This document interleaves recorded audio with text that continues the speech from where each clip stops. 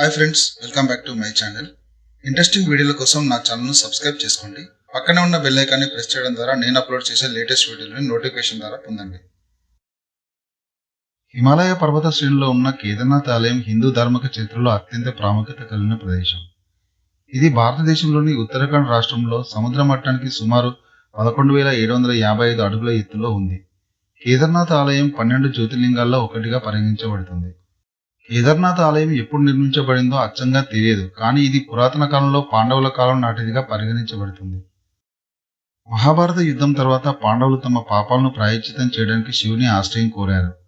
శివుడు వారికి కనిపించకుండా ఈ ప్రాంతానికి వచ్చి బఫెలో రూపంలో దాక్కున్నారని కథనం.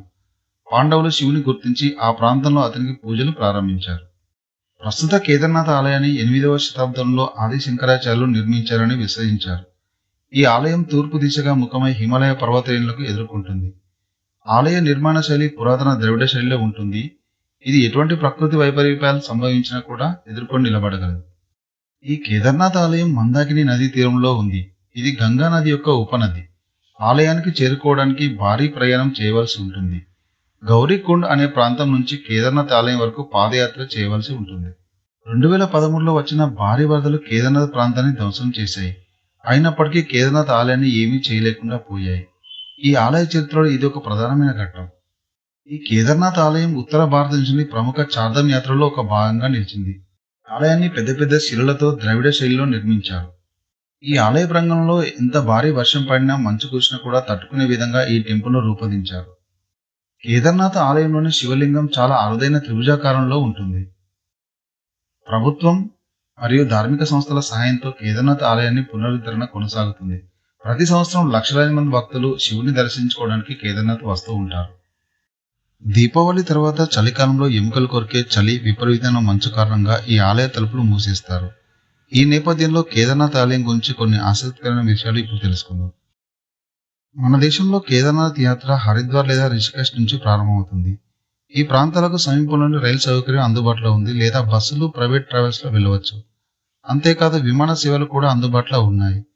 ఈ యాత్రకు వెళ్లాలనుకునే వారు ఐఆర్సిటీ వెబ్సైట్ నుంచి టికెట్లను బుక్ చేసుకోవచ్చు.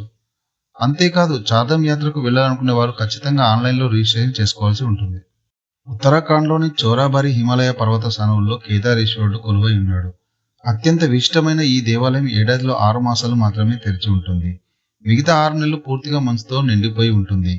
ఆలయం మూసిన తర్వాత 6 నెలల పాటు ఉబీమఠ్లో పూజలు నిర్వహిస్తారు. కేదార్నాథ్ వెళ్లాలనుకునే వారు కనీసం వారం రోజులు సమయం తీసుకోవాలి. ఇక్కడికి వెళ్లాలనుకునే వారు హోటల్స్, రూమ్, ధర్మశాలలు, గెస్ట్ హౌస్లను ముందుగా బుక్ చేసుకోవాలి. ఎందుకంటే మనం రెగ్యులర్గా వెళ్లే టూరిస్టు ప్రాంతాల్లో అన్ని సదుపాయాలు ఉంటాయి, కానీ ఇక్కడ ఎలాంటి సదుపాయాలు లేవు. అందుకే అన్నింటినీ ముందుగా బుక్ చేసుకోవాలి. అలాగే కేదార్నాథ్ వెళ్లే ప్రయాణికులందరూ టార్చ్, అదనపు బ్యాటరీ, మొబైల్ ఛార్జర్, ప్రథమ చికిత్స, వస్త్ర సామాగ్రి, వాటర్ బాటిల్స్ మీ దగ్గర ఉంచుకోవాలి. అలాగే రెయిన్ కోట్, స్వెటర్లు ఖచ్చితంగా ఉంచుకోవాలి, ఎందుకంటే ఇక్కడి వాతావరణం మారుతూ ఉంటుంది. కేదార్నాథ్ వెళ్లాలనుకునే వారు ఆరోగ్యపరంగా ప్రత్యేక శ్రద్ధ తీసుకోవాలి, ఎందుకంటే హిమాలయాల్లో అత్యంత ఎత్తైన పర్వతాల్లో కేదార్నాథ్ దేవాలయం ఉంది. ఈ ఆలయానికి చేరుకోవడానికి సుమారు 16 కిలోమీటర్లు కాలినడకన బయలుదేరాలి. అందుకే ప్రయాణాన్ని ప్రారంభించడానికి ముందే వాతావరణం చెక్ చేసుకోవాలి. అలాగే షుగర్ లేదా బీపీ ఉన్నవారు అదనపు మెడిసిన్ దగ్గర ఉంచుకోవాల్సి ఉంటుంది. చరిత్రను పరిశీలిస్తే సుమారు 1200 సంవత్సరాల క్రితం చార్ధామ్ యాత్రకు శ్రీహారం చుట్టారు. అప్పటి నుంచి ప్రతి ఏటా ఈ తీర్థయాత్ర సాంప్రదాయంగా కొనసాగుతూ ఉంది. ఈ యాత్రకు ప్రపంచం నలుమూల నుంచి వచ్చే యాత్రికులతో కిటకిటలాడుతూ ఉంటుంది. ఈ ఆలయానికి చేరుకోవడానికి నేరుగా రోడ్డు మార్గం లేదు.